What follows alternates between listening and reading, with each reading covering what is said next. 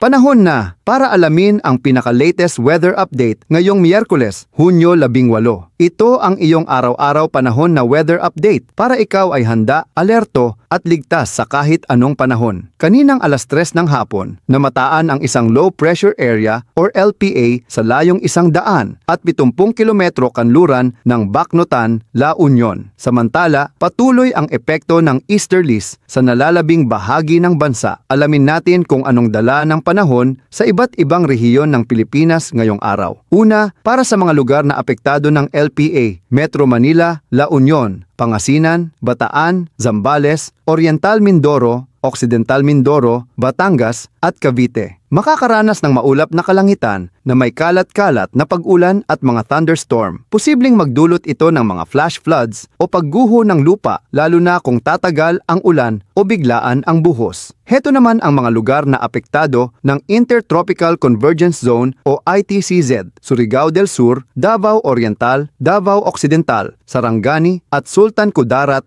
Asahan din ang maulap na kalangitan na may kalat-kalat na pag-ulan at thunderstorm. Babala rin sa mga posibleng pagbaha at landslide. Para sa nalalabing bahagi ng bansa, magiging bahagyang maulap hanggang maulap ang kalangitan na may mga isolated rain showers o thunderstorm dulot ng easterlies. Kahit pa isa-isang buhos lang ito, huwag pa ring magpakakampante dahil maaari itong magdulot ng localized flooding o biglaang landslide kung tatama sa vulnerable areas. Para sa mga seafarers, fishers at mga kababayan nating nasa baybayin, heto ang inaasahang kondisyon ng hangin at dagat. Sa Palawan, ang hangin ay light to moderate mula sa southeast to south. Slight to moderate, 0.6 hanggang 1.5 metro ang taas ng alon. The rest of the country, ang hangin ay light to moderate mula east to southeast. Mahinahon naman ang karagatan, slight to moderate din na may 0.6 hanggang 1.5 metro na taas ng alon. Sa madaling sabi, ligtas pa ring bumiyahe sa dagat ngunit mas mabuting mag-ingat lalo na kapag may dalang bangka o maliliit na sasakyang pandagat.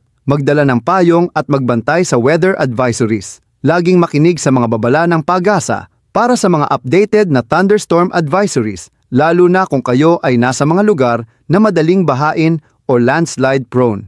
Kung sa tingin mo ay nakatulong ang update na ito, huwag kalimutang i-like, i-share at mag-subscribe sa panahon na. Muli, magkita-kita tayo bukas para sa panibagong update. Ingat po tayong lahat at maging ligtas sa bawat pag-ulan. Ingat Pilipinas!